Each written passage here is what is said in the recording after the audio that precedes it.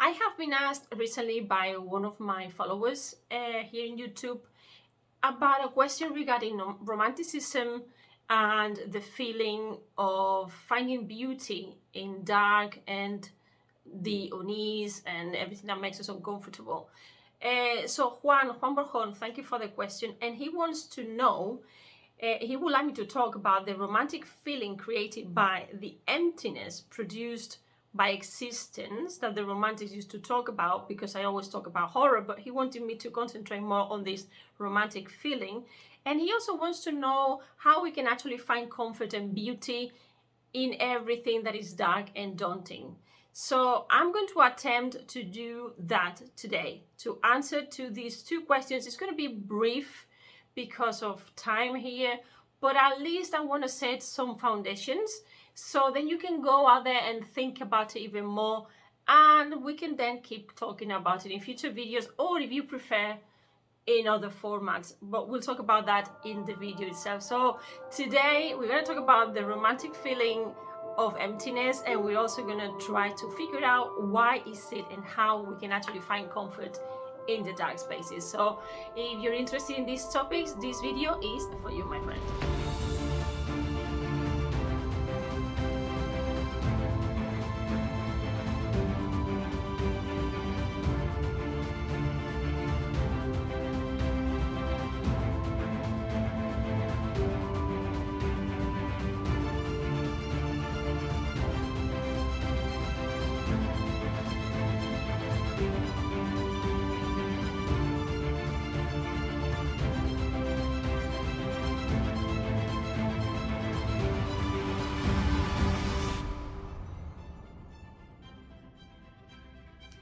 Hello Gothic friend, this is Alice and you are in Gothic Land, and welcome one more day to this video podcast called You Are Gothic But You Don't Know It. In this space, in this place, what we do is we do a little journey to find out more about your true self, about the things that scare you and about the things that you love that are in the dark spaces. So welcome again, thank you to the new subscribers. And today I want to talk about this question that Juan Borjon has asked me to answer, and it's regarding the romantic feeling created by emptiness, produced by existence, that the romantics used to talk and write about. Where does that come from? And to do that, we're going to have to do some historical journey there, so that you can actually see why the setting and the moments that the romantics were living actually detonates that. But we cannot do that without thinking about the Gothic movement, because they go hand in hand, and you're going to see why.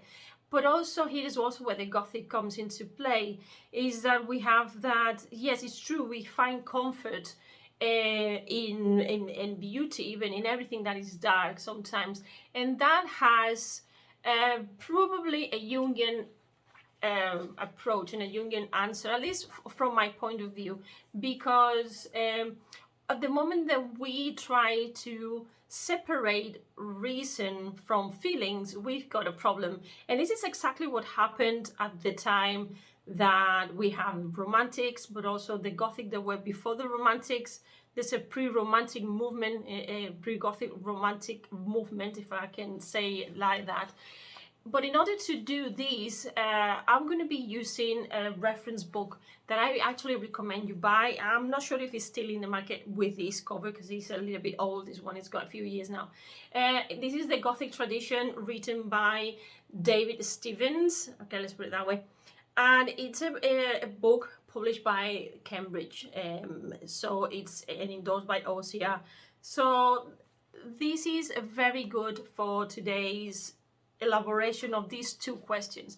But before we go there, remember, if you are starting with the Gothic, this is the first time that you come across the channel, you are very interested but you don't know where to start from, I have a free session. It's about an hour and a half lecture lesson where you can find everything that it means to be learning about Gothic literature. It's a brief introduction to Gothic literature from its origins to modern times. In that introduction, I actually give you some foundation starting from the etymology of the word Gothic. We go to chronological, the chronology of the different phases of the Gothic and periods.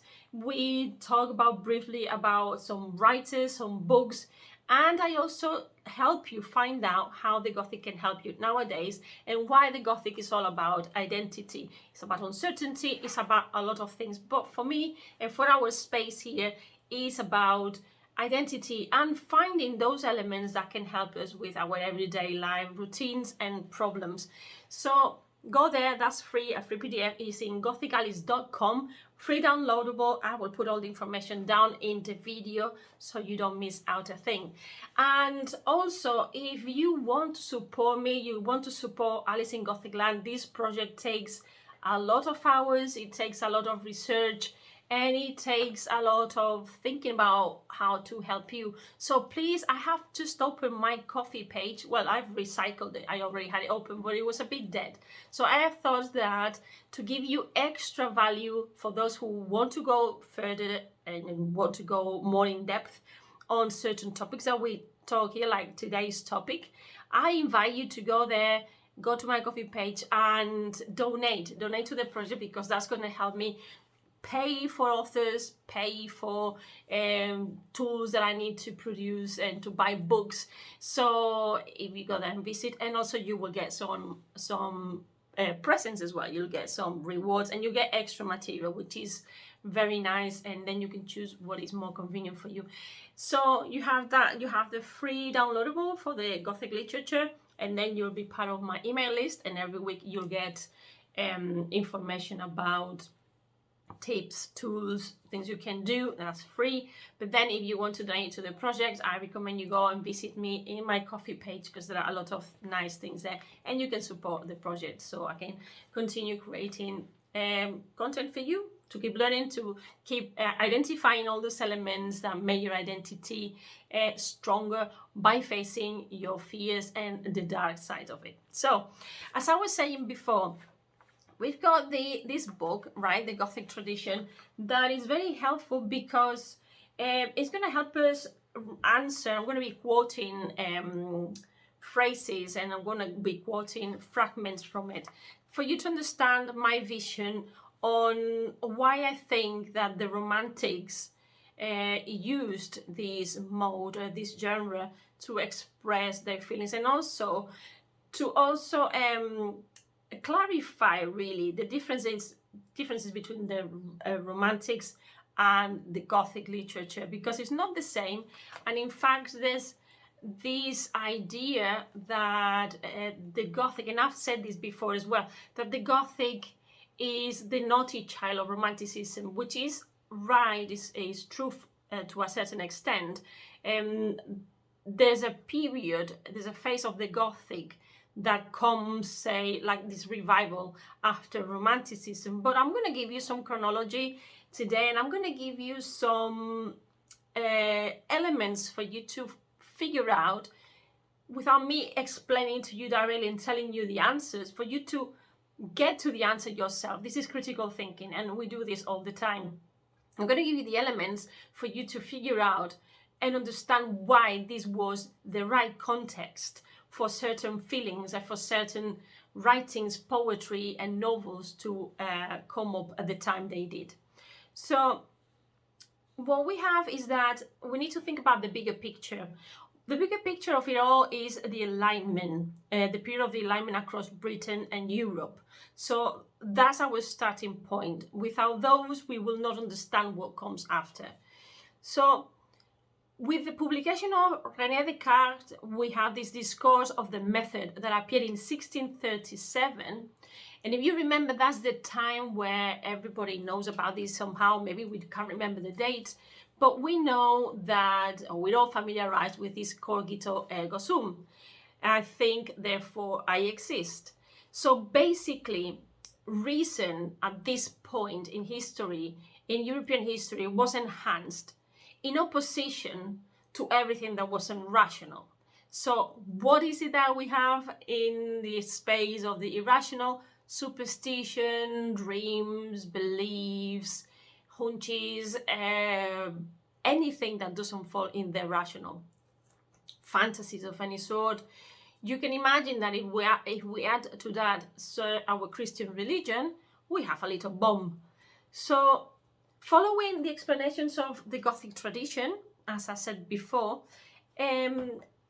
we can read that by the 18th century, and due to political reforms, we have that political parties used elements of the Gothic to support their political theories, which is quite interesting because both parties, both the Whig Party and the Tory Party, both used and referenced the Goths and the Gothic tradition to support their ideas. And I'm going to read you a little fragment from a quote that we have in this book. Okay, so this fragment, it says, it says that James Thomson, he appropriately titled long poem Liberty, that goes between 1735, this is very important as well, the age, the time frame, from 1735 to 1736 approximately.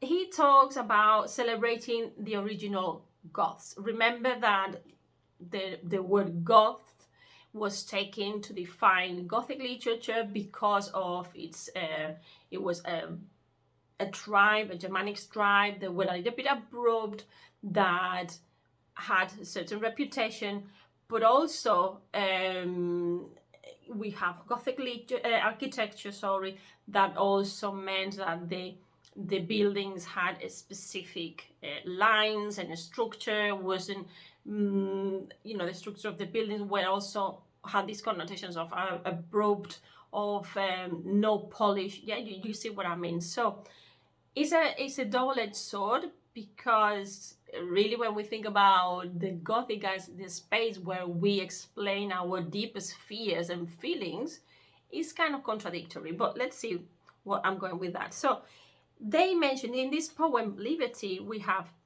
untamed.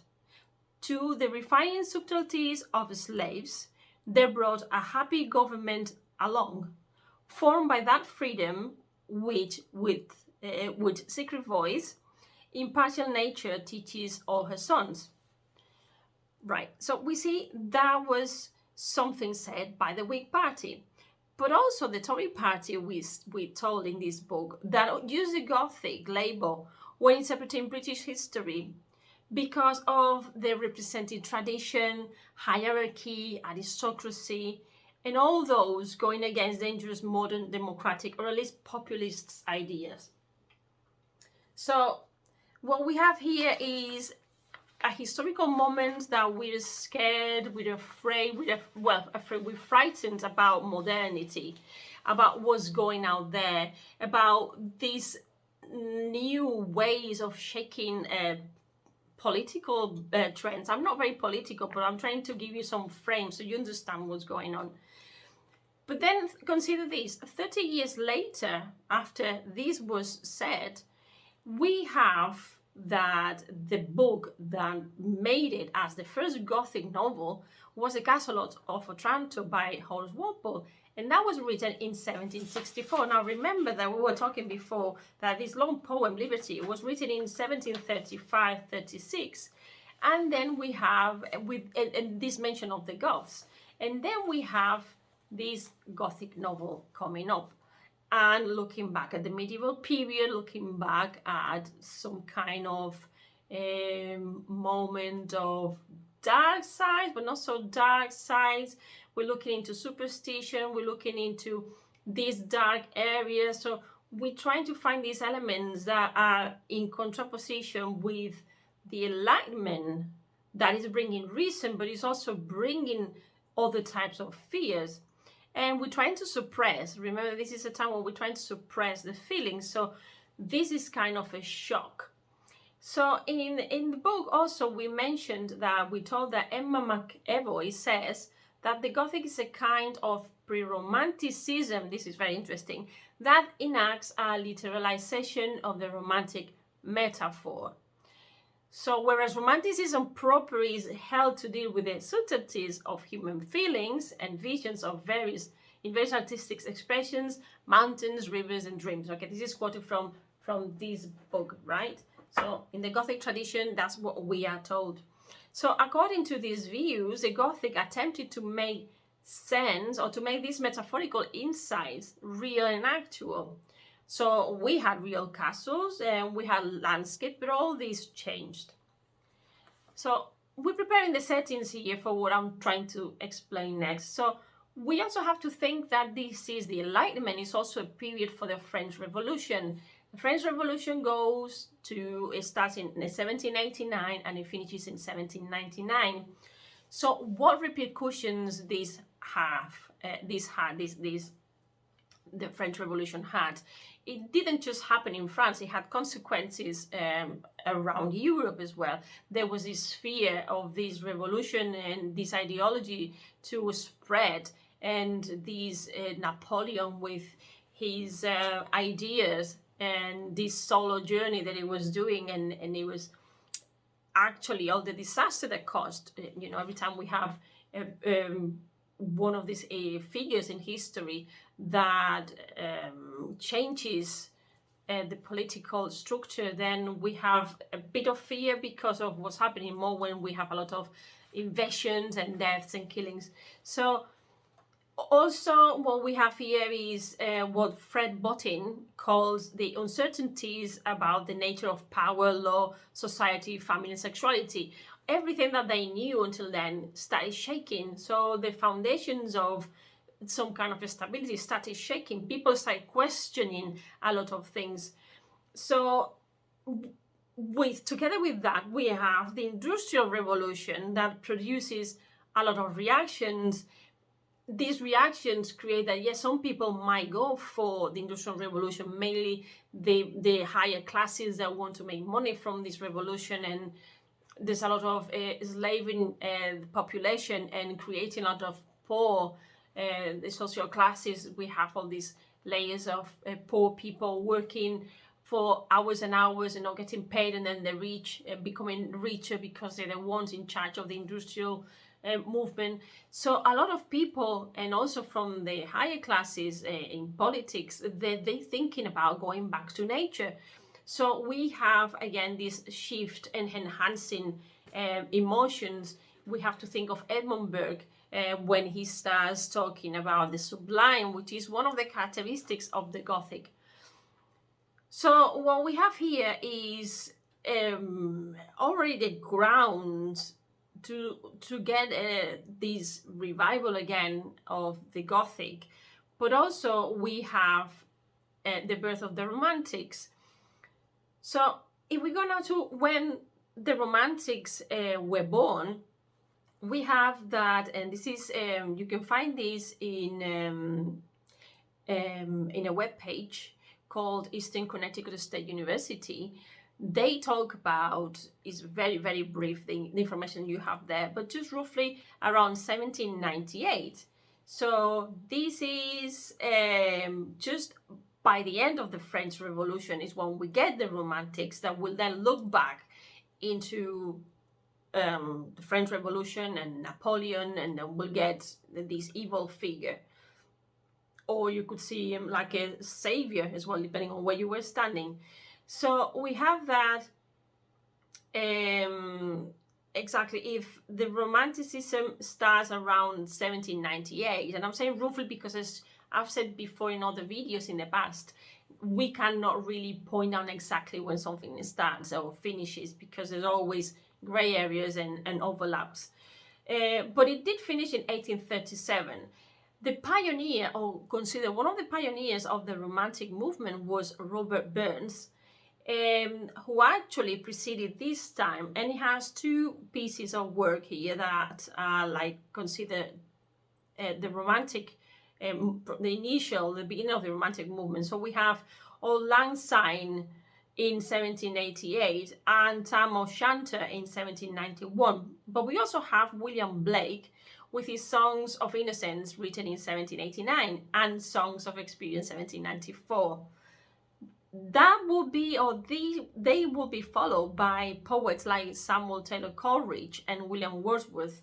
And then after that, we'll have Percy Shelley, Lord Byron. I don't want to extend, and I don't want to go into those too much, because then I would not be answering the question asked by Juan. So what do we have here is a reaction. You know, every period in history is a reaction of the previous one. And I'm talking about the political things and the political side of things. And I've mentioned religion because all this has an impact in literature. Literature is nothing else but a place where we express our fears of the moment that we live in historically. So by going in that space, we can actually express our opinions freely, and they can be political opinions, it can be religious opinions, but all those fears, we're going to see them in fiction. And in this case, we're going to have the Romantics on the one hand, but then we're going to have the Gothics on the other hand. So what happens that they have some points in common. So one of the things, or some of the things that the Romantics highlight or is more characteristic, is that this exaggerated feeling of going against reason, against science. Think about Mary Shelley, that was a bit later, but Mary Shelley with Frankenstein, there's nothing but a reaction to this new world that they were getting into, of discovery of scientific events like Calvinism. So, and all that was it came from this Industrial Revolution, but it also came from this Enlightenment period, that reason. But then they start questioning, you know, the Romantics thought, well, we're questioning God and we're playing God. So at what point do we embrace the dark side of humans and things that are supernatural? And at what point are we criticizing reason, what's right, what's wrong? So there's a moment where there are all these questions happening, and writers are in between. Sometimes they are in these gray spaces, in this land, these moving sands that we have. So they don't want to look back to what they came before. The Romantics, they don't want to look back. But then we have this coincidence for those who started going into the darker side of the Romanticism, is what will be called dark Romanticism. And from there we'll have again this revival of the Gothic, but the Gothic had already been there. Remember when I talked to you about the graveyard poets, and that was again in 1700s. So we see here that to actually answer this question about the romantic feeling, the romantic feeling gets intertwined with the Gothic, with the feeling of dark and dreams, all the spaces that were criticized, like what is moral, what is not moral, what should be accepted by society, what shouldn't be accepted. Repression, mainly when it comes down to women. Remember, the Gothic is pretty much at some point a female writing, both in the writing as in the active action of writing, but also in the passive as a reader. So we need this kind of balance. So the Romantics found, in the historical moment, they found this necessity to consider, we have reason, but look at what reason is doing, look what's happening, look at the industrialization of nature even, and look what's happening to us. But also, can we not embrace our deepest fears? What can we write about? And they look into the Germanic folklore and German folklore, and then they find elements there that they want to use for their stories, which is later on we have the Victorian Gothic then, but it really starts earlier. So the fact that we find comfort and beauty, which is, I'm trying to answer now to the second question, that we find comfort and beauty in everything dark and haunting. Basically, this is pretty much in Jungian lenses, under the Jungian lens. We could talk about the fact that, and probably psychologists will tell you this better, the fact that we can't separate reason, our ego, from our dark side, which would be the shadow self that Jung would talk about. So when we have this confrontation of these two parts of ourselves, then it's when we start creating these monsters. And when I'm saying this, I'm also thinking about Dr. Jekyll and Mr. Hyde, which is a very good representative of this shadow self that Jung used to talk about, because one is repressing the other, but in the end, the part of the being that has to be socially accepted, that is correct, that is well-mannered, that is mentally straight and mentally rational, at the same time has this dark side that,